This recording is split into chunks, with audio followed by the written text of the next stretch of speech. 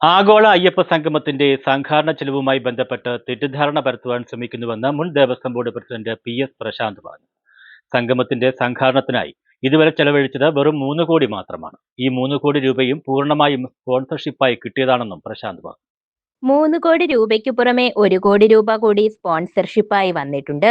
മതപരമായ സമ്മേളനങ്ങൾ, പ്രഭാഷണങ്ങൾ എന്ന ഹെഡിൽ നിന്ന് 3 കോടി രൂപ സംഘാടനത്തിനായി അഡ്വാൻസായി എടുത്തിരുന്നു. സ്പോൺസർഷിപ്പ് കിട്ടിയ മുറയ്ക്ക് അത് ഒക്ടോബർ 17 കൃത്യമായി തിരിച്ചടയ്ക്കുകയും ചെയ്തിരുന്നു.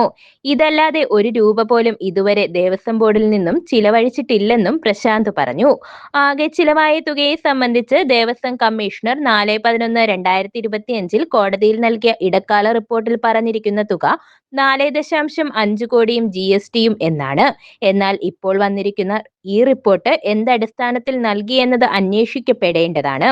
ഇത് ആർക്ക് വേണമെങ്കിലും പരിശോധിക്കാവുന്നതാണെന്നും PS പ്രശാന്ത് സമൂഹ മാധ്യമത്തിൽ കുറിച്ചു. News desk